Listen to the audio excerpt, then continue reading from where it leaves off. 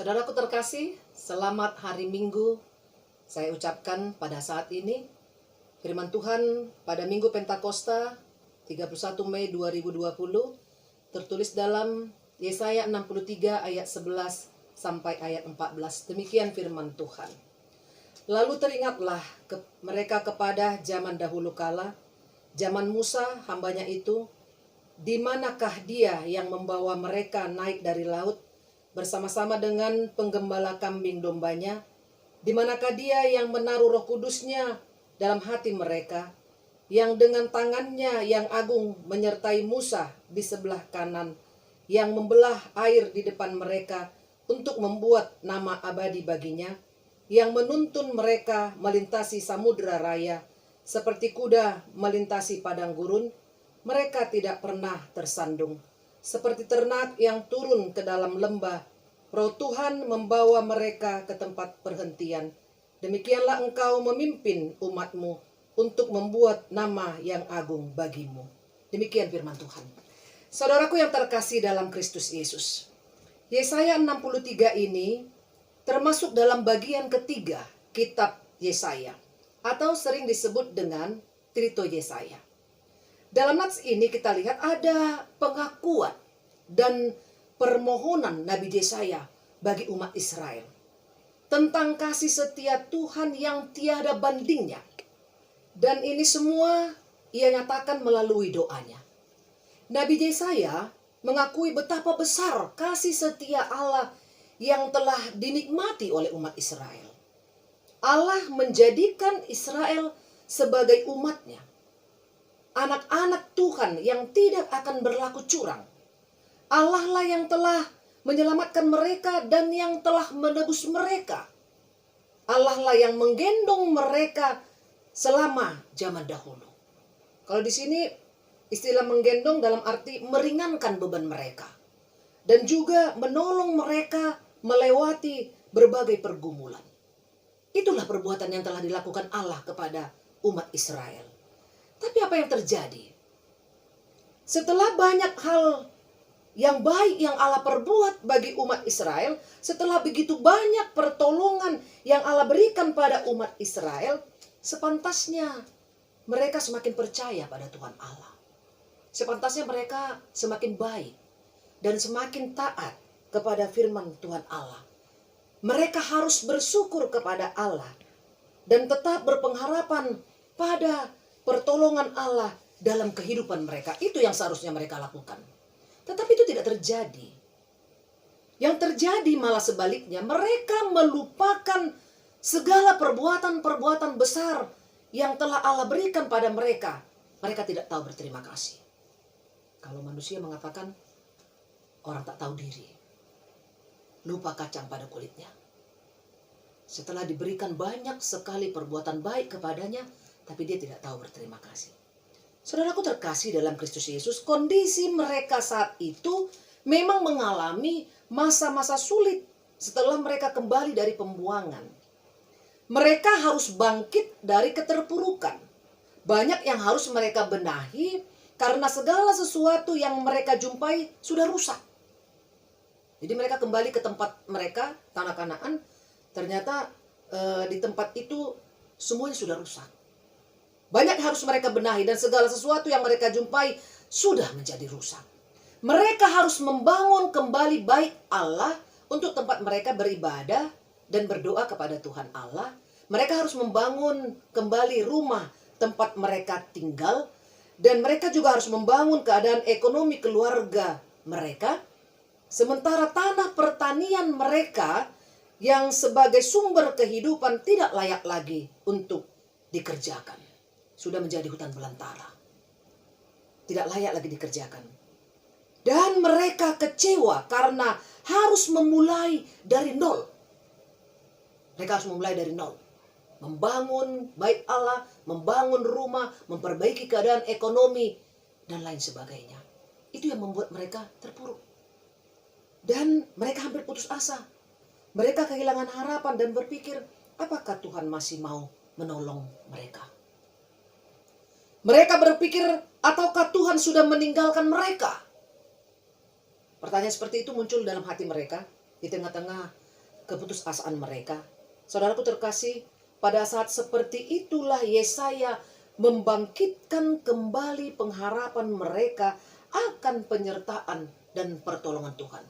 Jadi Yesaya datang sebagai pemberita Injil untuk menghibur mereka, menguatkan mereka, dan mengingatkan mereka kembali tentang perbuatan-perbuatan Allah, kasih setia Allah yang selama ini telah menyertai mereka. Itu sebabnya Yesaya mengingatkan mereka tentang masa lalu yang penuh dengan pertolongan dan pemeliharaan Tuhan dalam kehidupan mereka. Yesaya mengingatkan mereka kembali hal apa yang telah Tuhan perbuat dalam kehidupan mereka. Antara lain, Yesaya mengingatkan bahwa Allah membebaskan mereka dari tangan orang Mesir. Allah menyertai mereka di sepanjang perjalanan sampai ke tanah Kanaan. Allah yang mengalahkan musuh-musuh mereka. Allah yang telah menuntun mereka melintasi samudera raya. Dan Roh Tuhan yang membawa mereka ke tempat perhentian. Yesaya mengingatkan mereka tentang melintasi samudera raya. Jika ada istilah samudera raya dalam ayat ini, yaitu tempat yang penuh bahaya, yang bisa saja merenggut nyawa mereka. Tapi Allah menyelamatkan mereka untuk melintasi samudera raya tersebut. Tetapi Roh Allah berkuasa dan setia menuntun mereka, membimbing mereka, dan membawa mereka hingga ke tempat perhentian. Tempat perhentian, yaitu keselamatan dan kehidupan bagi mereka. Kita lihat Bapak Ibu Saudara terkasih dalam Kristus Yesus. Tuhan yang dulu membawa mereka melintasi samudera raya. Tuhan yang menyelamatkan mereka dari mara bahaya. Tuhan yang menyelamatkan nyawa mereka dari kematian dan maut, dan memberikan kepada mereka tempat perhentian, keselamatan, dan kehidupan. Tapi mereka masih meragukan lagi.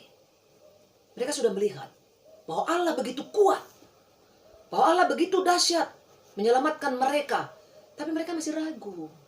Mereka masih ragu. Ketika mereka menghadapi pergumulan, keterpurukan, mereka melupakan kekuatan, kasih setia Tuhan, dan penyertaan Tuhan yang telah mereka alami dalam kehidupan mereka. Karena itu kita lihat, saudaraku terkasih dalam Kristus Yesus, yang paling menyedihkan adalah saat umat Israel memberontak dan mendukakan Roh Kudusnya. Ia berubah menjadi musuh. Dan ayat 14 dikatakan, ketika mereka terpuruk, ketika mereka hampir mengalami putus asa, mereka memberontak dan mendukakan Roh Kudusnya. Umat Allah yang telah dibebaskan, umat Allah yang telah diselamatkan, yang telah dipelihara kehidupannya, dilepaskan dari musuh, diberikan tempat tinggal yang baru, seharusnya mereka bersyukur dan berterima kasih. Seharusnya mereka semakin baik. Tapi ini malah memberontak. Tidak mau taat pada kehendak Tuhan, tapi malah menuruti tipu daya iblis. Kita bayangkan jika itu terjadi pada kita, orang tua. Orang tua telah membesarkan anaknya, memelihara anaknya, memenuhi segala kebutuhannya, dan menyelamatkan dia ketika dia mungkin menghadapi bahaya dalam kehidupannya. Tapi tidak tahu berterima kasih. Tapi dia malah memberontak, melawan, membuat orang tuanya sedih, kecewa, dan menangis. Itu yang terjadi. Dan Roh Kudus berduka, marah, sedih, kecewa. Maka ia berubah menjadi musuh mereka. Umat Israel yang merubah Allah menjadi musuh mereka. Mereka yang menjadikan Allah sebagai musuh mereka. Saudara terkasih, kita tahu bagaimana sikap terhadap musuh. Jika umat Israel menjadikan Allah sebagai musuhnya, karena mereka merasa bahwa Allah tidak lagi menolong mereka, tidak lagi peduli pada mereka, kita tahu bahwa sikap terhadap musuh itu hal yang tidak menguntungkan bagi kita. Sikap kita terhadap musuh, pasti kita tidak akan menyukai dia. Kita tidak akan pernah menyapa dia. Kita tidak akan pernah mengharapkan kehadirannya, apalagi mengharapkan pertolongannya, nggak mungkin. Itu yang terjadi. Jika Israel menjadikan Allah sebagai musuhnya, apa yang akan terjadi? Mereka rugi sendiri dan tidak akan memiliki Tuhan yang akan menolong mereka. Tidak akan. Jika kita dalam keterpurukan kita, dalam masa-masa sulit dalam kehidupan kita pada saat ini, kita menjadikan Tuhan sebagai musuh dan tidak mau lagi berdoa kepadanya, tidak mau lagi memohon pertolongan kepadanya, kita yang rugi sendiri.